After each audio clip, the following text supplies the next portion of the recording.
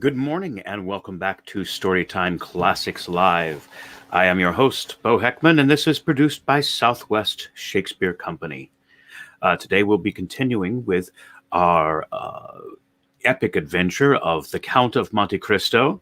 And wow, this guy lives. He is the most interesting man in the world. Seriously, this is the origin of the most interesting man in the world.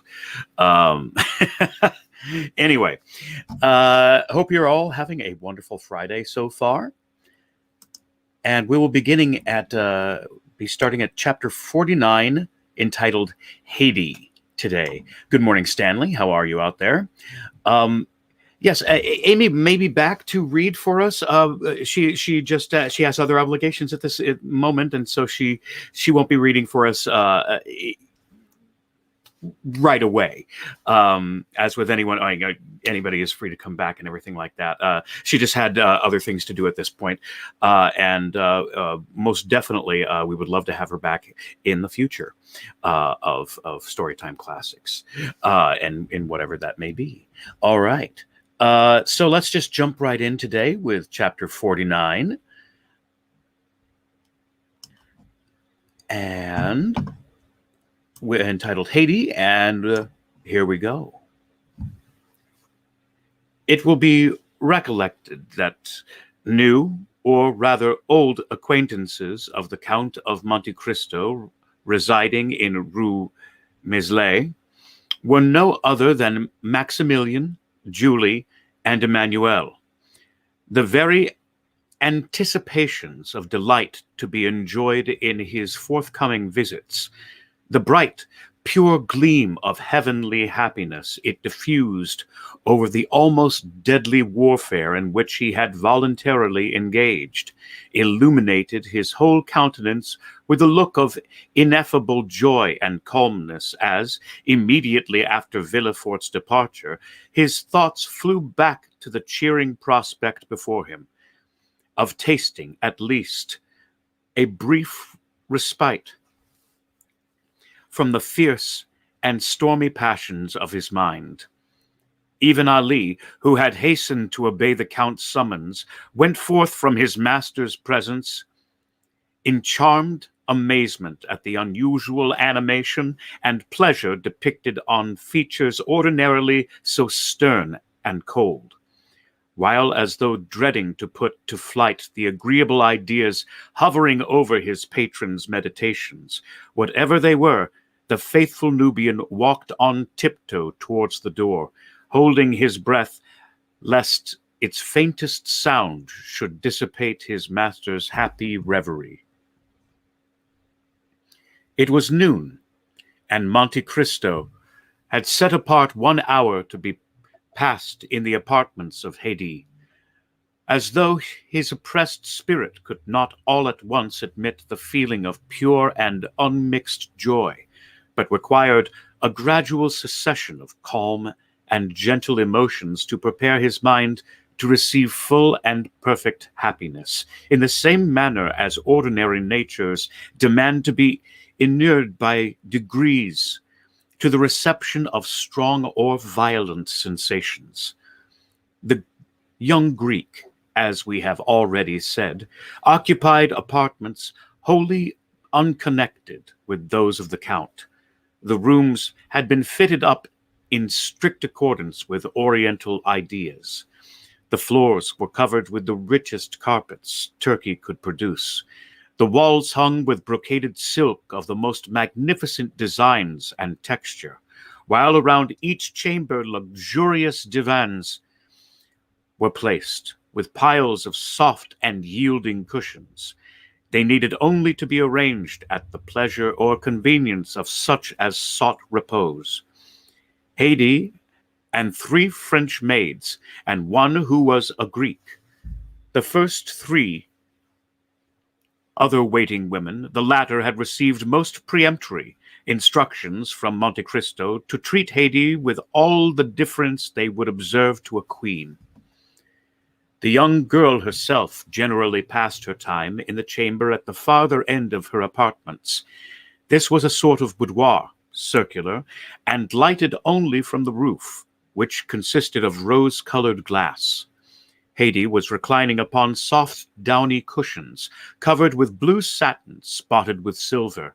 Her head, supported by one of her exquisitely molded arms, rested on the divan immediately behind her, while the other was employed in adjusting to her lips the coral tube of rich nargil, though whose flexible pipe she drew the smoke fragrant by its passage through perfumed water. Her attitude, though perfectly natural for an Eastern woman, would, in a European, have been deemed too full of coquettish straining after effect. Her dress, which was that of the women of Ypres, consisted of a pair of white satin trousers, embroidered with pink roses, displaying feet so exquisitely formed and so delicately fair that they might well have taken her for Parian marble, had not the eye been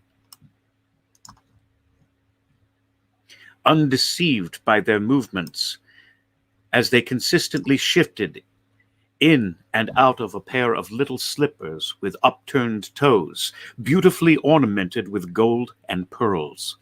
She wore a blue and white striped vest with long open sleeves trimmed with silver loops and buttons of pearls, and a sort of bodice which, closing only from the center to the waist, exhibited the whole of the ivory throat and upper part of the bosom. It was fastened with 3 magnificent diamond clasps. The junction of the bodice and the drawers was entirely concealed by one of the many-colored scarfs, whose brilliant hues and rich silken fringe have rendered them so precious in the eyes of Parisian belles. Tilted on one side of her head, she had a small cap of gold-colored silk, embroidered with pearls, while on the other a purple rose mingled its glowing colors with luxuriant masses of her hair, of which the blackness was so intense that it was tinged with blue. The extreme beauty of the countenance that shone forth in loveliness, that mocked the vain attempts of dress to augment it, was peculiarly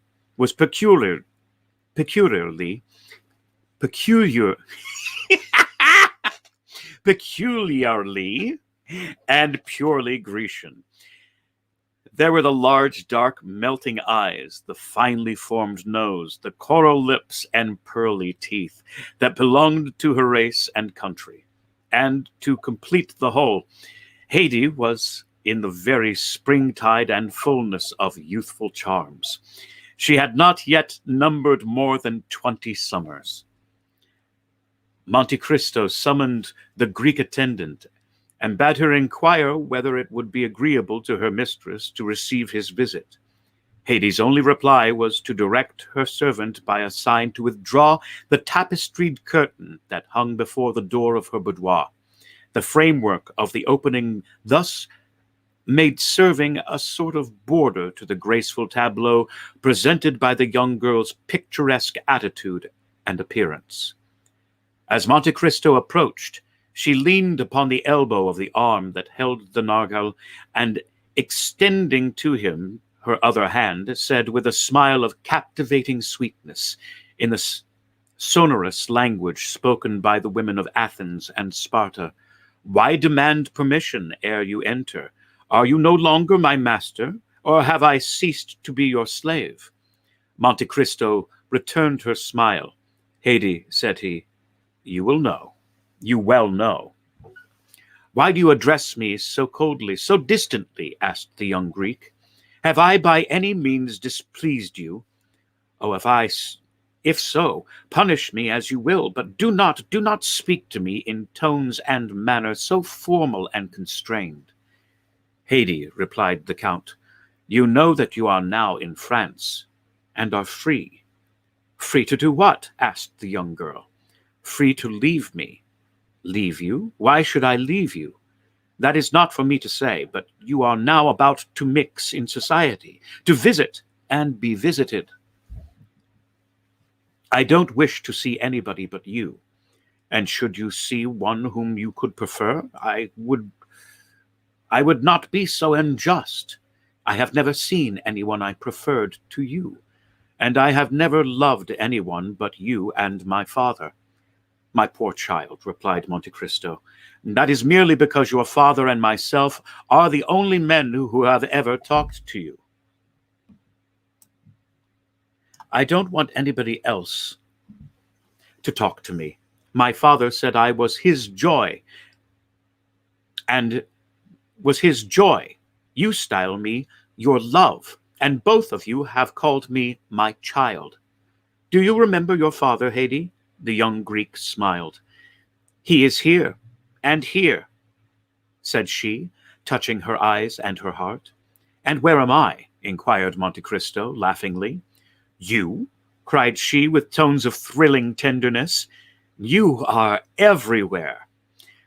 Monte Cristo took the delicate hand of the young girl in his, and was about to raise it to his lips when the simple child of nature hastily withdrew it, and presented her cheek.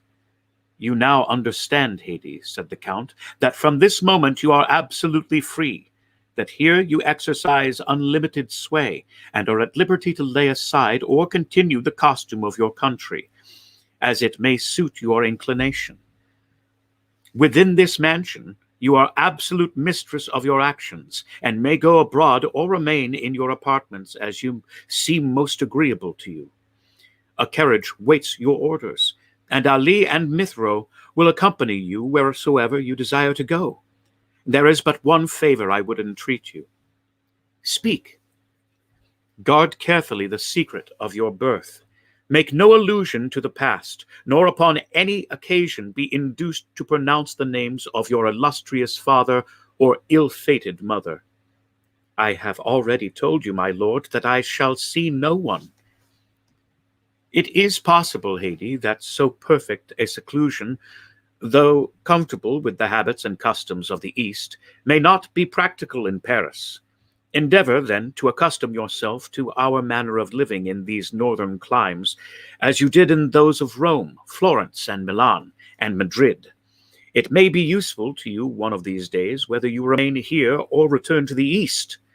The young girl raised her tearful eyes towards Monte Cristo as she said, with touching earnestness, "Whether we return to the East, you mean to say, my lord, do you not?" "My child," returned Monte Cristo, "you know full well that whenever we part, it will be no fault or wish of mine.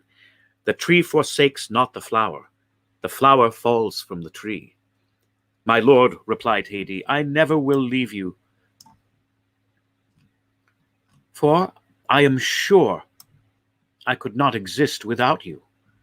My poor girl, in 10 years I shall be old, and you will still be young. My father had a long white beard, but I loved him. He was 60 years old, but to me he was handsomer than all the fine youths I saw.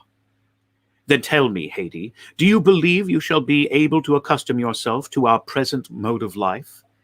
Shall I see you? Every day. Then what do you fear, my lord? You might find it dull. No, my lord. In the morning I shall rejoice in the prospect of your coming, and in the evening dwell with delight on the happiness I have enjoyed in your presence. Then, too, when alone, I can call forth mighty pictures of the past, see vast horizons bounded only by the towering mountains of Pindus and Olympus. Oh, believe me, that when 3 great passions, such as sorrow, love, and gratitude, fill the heart, ennui can find no place.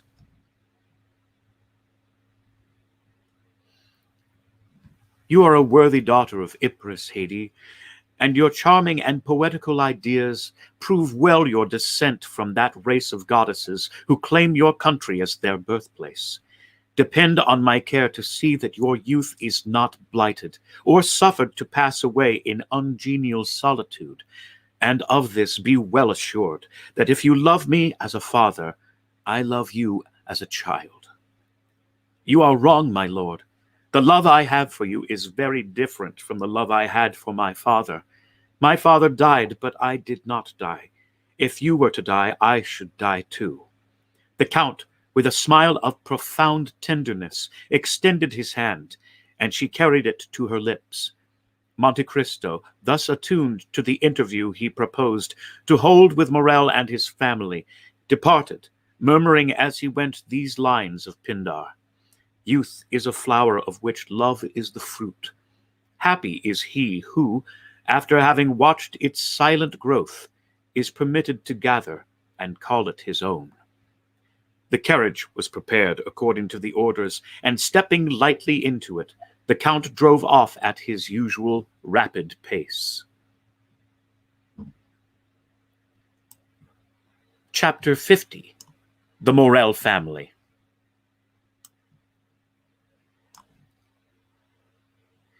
In a very few minutes, the Count reached number 7 in the Rue Meslay.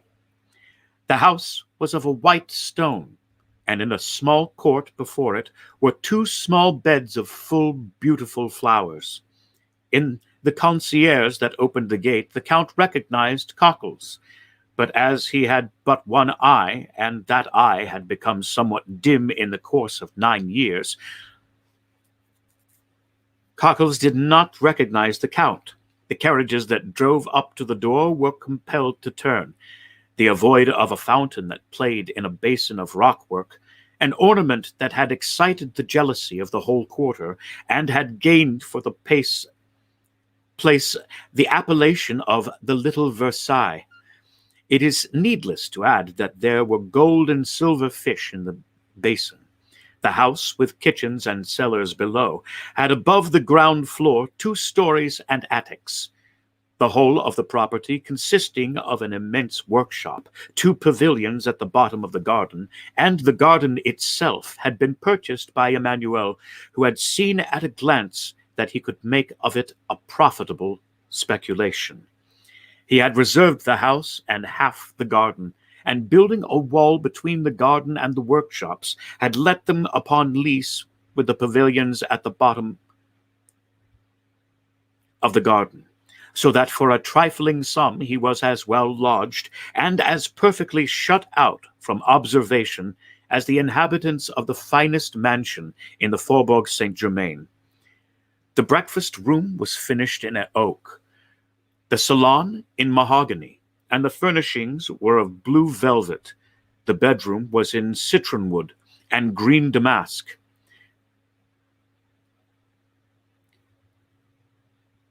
There was a study for Emmanuel, who never studied, and a music room for Julie, who never played. The whole of the second story was set apart for Maximilian. It was precisely similar to his sister's apartments, except that for the breakfast parlor he had a billiard room, where he received his friends. He was superintending the grooming of his horse and smoking his cigar at the entrance of the garden when the Count's carriage stopped at the gate. Cockles opened the gate, and by Baptistine, springing from the box, inquired whether Monsieur and Madame Herbolt and Monsieur Maximilian Morrel would see His Excellency, the Count of Monte Cristo. "The Count of Monte Cristo?" cried Morrel, throwing away his cigar and hastening to the carriage. "I should think we would see him. Ah, 1,000 thanks, Count, for not having forgotten your promise." And the young officer shook the Count's hand so warmly that Monte Cristo could not be mistaken as to the sincerity of his joy, and he saw that he had been expected with impatience, and was received with pleasure. "Come, come," said Maximilian, "I will serve as your guide. Such a man as you are ought not to be introduced by a servant. My sister is in the garden, plucking the dead roses. My brother is reading his 2 papers, the Press and the Débats, within 6 steps of her. For whatever you see Madame Herbolt, you have only to look within a circle of 4 yards, and you will find Monsieur Emmanuel, and reciprocally, as they say at the Polytechnic School, at the sound of their steps, the young woman of 20 to 5 and 20, dressed in a silk morning gown and busily engaged in plucking the dead leaves off a noisette rose tree, raised her head. This was Julie, who had become, as the clerk of the house of Thompson and French had predicted, Madame Emmanuel Herbolt. She uttered a cry of surprise at the sight of the stranger, and Maximilian began to laugh. "Don't disturb yourself, Julie," said he. "The Count has only been 2 or 3 days in Paris, but he already knows what a fashionable woman of the Marius is, and if he does not,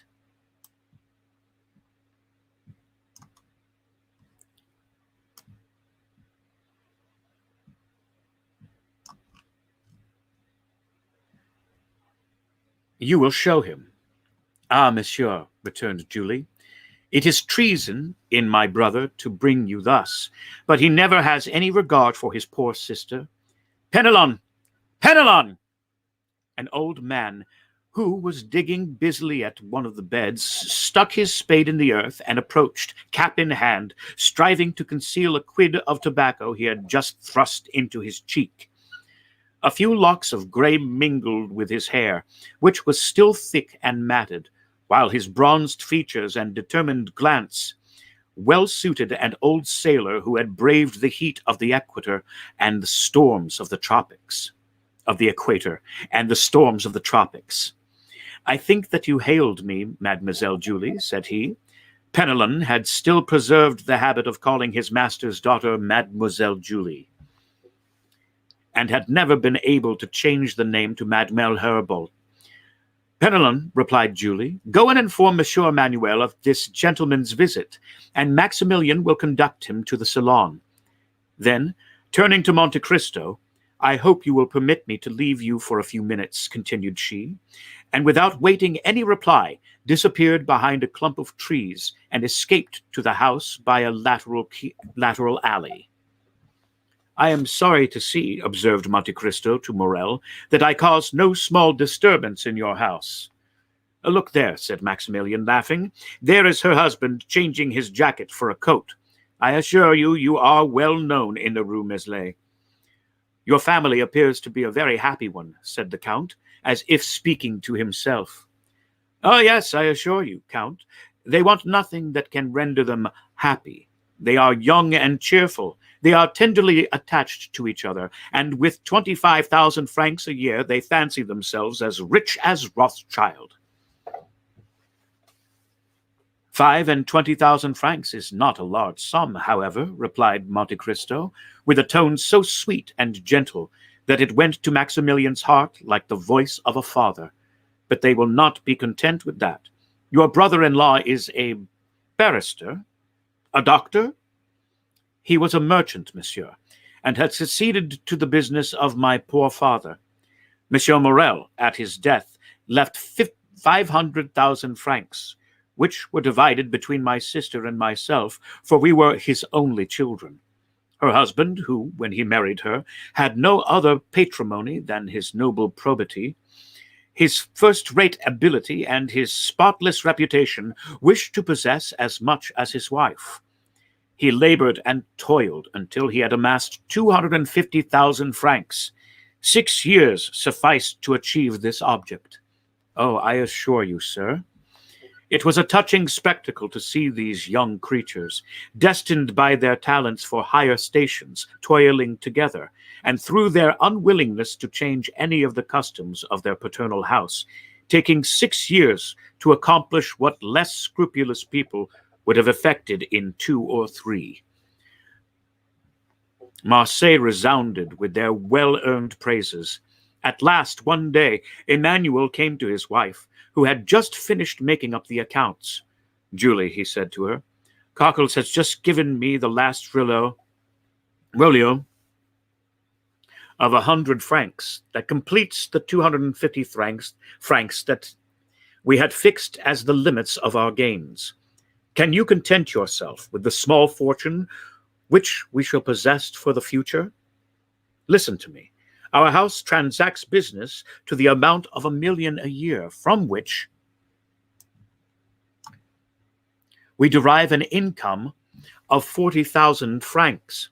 We can dispose of the business, if we please, in an hour, for I have received a letter from Monsieur Delaunay,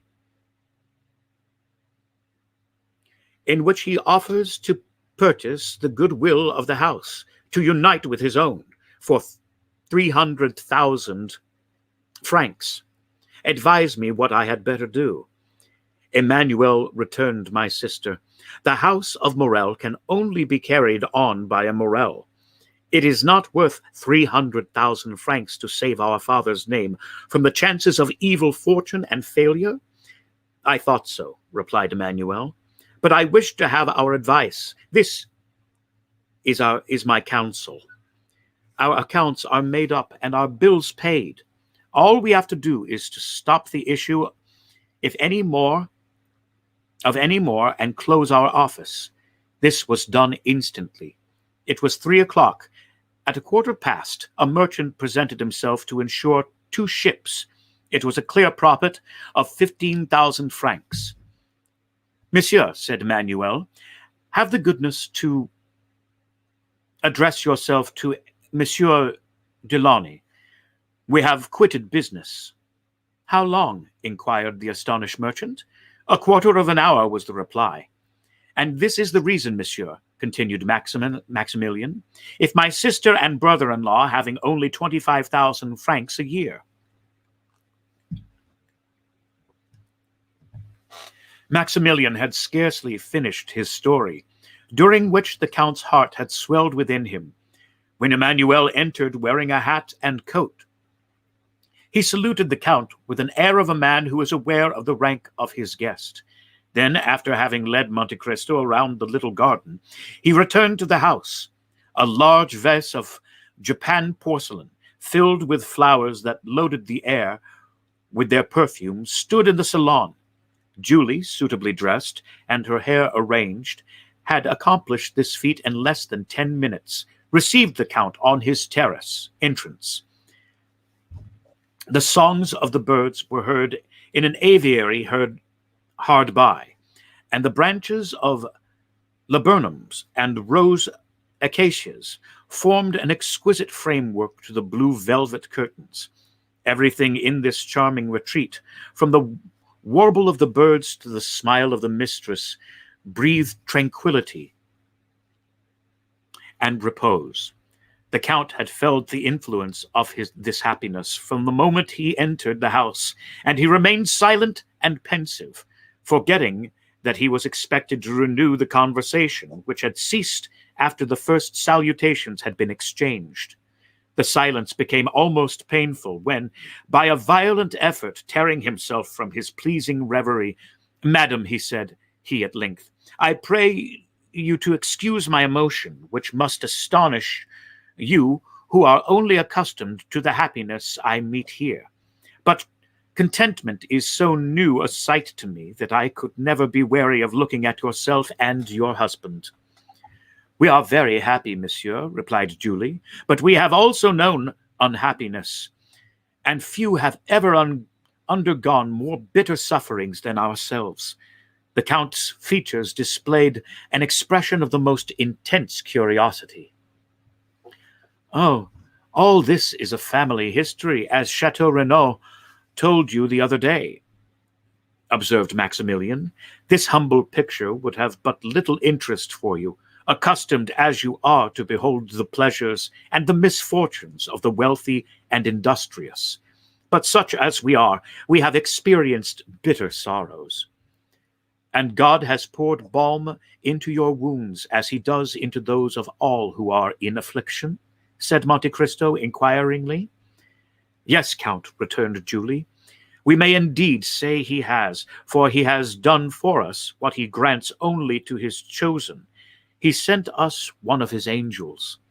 The Count's cheeks became scarlet, and he coughed, in order to have an excuse for putting his handkerchief to his mouth. "Those born to wealth, and who have the means of gratifying every wish," said Emmanuel, "know not what is the real happiness of life, just as those who have been tossed on the stormy waters of the ocean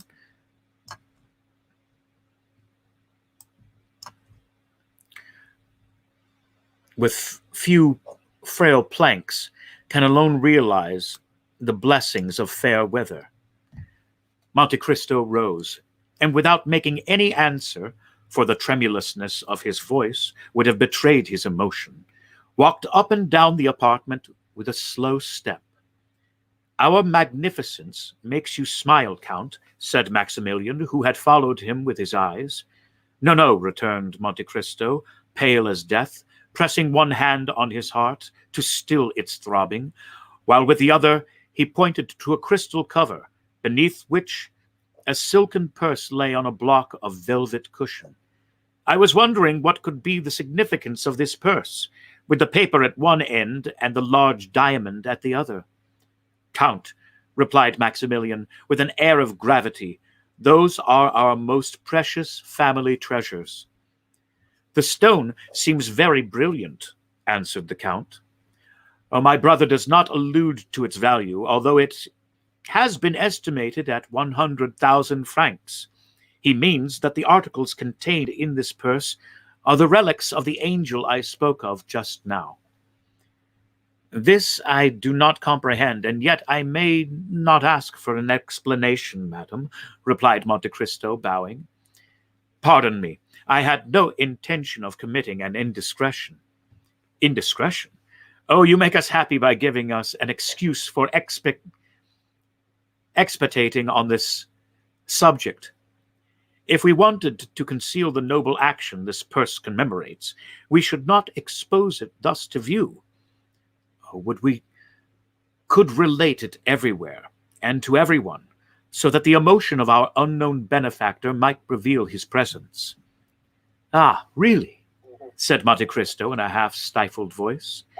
Monsieur, returned Maximilian, raising the glass cover and respectfully kissing the silken purse, this has touched the hand of a man who saved my father from suicide, us from ruin, and our name from shame and disgrace. A man by whose matchless benevolence we poor children, doomed to want and wretchedness, can at present hear everyone envying our happy lot. This letter, as he spoke, Maximilian drew a letter from the purse and gave it to the Count. This letter was written by him the day that my father had taken a desperate resolution, and this diamond was given by the generous unknown to my sister as her dowry. Monte Cristo opened the letter and read it with an indescribable feeling of delight. It was the letter written, as our readers know, to Julie and signed Sinbad the Sailor. Unknown, you say, is the man who rendered you this service? Unknown to you? Yes. We have never had the happiness of pressing his hand, continued Maximilian. We have supplicated heaven in vain to grant us this favor, but the whole affair has had a mysterious meaning that we cannot comprehend. We have been guided by an invisible hand, a hand as powerful as that of an enchanter. Oh, cried Julie, I have not lost all hope of some day kissing that hand, as I now kiss the purse which he has touched. 4 years ago, Penelon was at Trieste. Penelon, Count, is the old sailor you saw in the garden, and who, from quartermaster, has become gardener. Penelon, when he was at Trieste, saw on the quay an Englishman who was on the point of embarking on board a yacht, and he recognized him as the person who called on my father the 5th of June, 1829, and who wrote me this letter on the 5th of September. He felt convinced of his identity, but he did not venture to address him. An Englishman, said Monte Cristo, who grew uneasy at the attention with which Julie looked at him. An Englishman, you say? Yes, replied Maximilian, an Englishman who represented himself as the confidential clerk of the house of Thomson and French at Rome. It was this that made me start when you said the other day at Monsieur de Morcerf's that Messieurs Thomson and French were your bankers. That happened, as I told you, in 1829. For God's sake, tell me, did you know this Englishman? But you tell me also that the house of Thomson and French have constantly denied having rendered you this service. Yes. Then is not probable that this Englishman may be someone who, grateful for a kindness your father had shown him, and which he himself had forgotten, has taken this method of requiting the obligation? Everything is possible in this affair, even a miracle. What was his name? Asked Monte Cristo. He gave no other name, answered Julie, looking earnestly at the Count, than that at the end of this letter, Sinbad the Sailor, which is evidently not his real name, but a fictitious one. Then, noticing that Julie was struck with the sound of his voice, "Tell me," continued he, "was he not about my height, perhaps a little taller, with his chin imprisoned, as it were, in a high cravat, his coat closely buttoned up, and constantly taking out his pencil? Oh, do you know him?" cried Julie, whose eyes sparkled with joy. "No," returned Monte Cristo. "I only guessed. I knew a Lord Wilmore, who was constantly doing actions of this kind." "Without revealing himself?" "He was an eccentric being. He did not believe in the existence of gratitude." "Oh, heaven!" exclaimed Julie, clasping her hands. "In what did he believe, then?" "He did not credit it at the period which I knew him," said Monte Cristo, touched to the heart by the accents of Julie's voice. "But perhaps since then he has had proofs that gratitude does exist." "And do you know this gentleman, monsieur?" inquired Emmanuel. "Oh, if you do know him," cried Julie, "can you tell us where he is, where we can find him? Maximilian, Emmanuel, if we do but discover him, he must believe in the gratitude of the heart." Monte Cristo felt tears start into his eyes, and he again walked hastily up and down the room. "In the name of heaven," said Maximilian, "if you know anything of him, tell us what it is." "Alas," cried Monte Cristo, striving to repress his emotion, "if Lord Wilmore was your unknown benefactor, I fear you will never see him again. I parted from him 2 years ago at Palmero, and he was then on the point of setting out for the most remote regions, and so that I fear he will never return." "Oh, monsieur, this is cruel of you," said Julie, much affected, and the young lady's eyes swam with tears. "Madame," replied Monte Cristo gravely, and gazing earnestly on the 2 liquid pearls that trickled down Julie's cheeks, "had Lord Wilmore seen what I see, he would become attached to life, for the tears you shed would reconcile him to mankind." And he held out his hand to Julie, who gave him hers, carried away by the look and accent of the Count.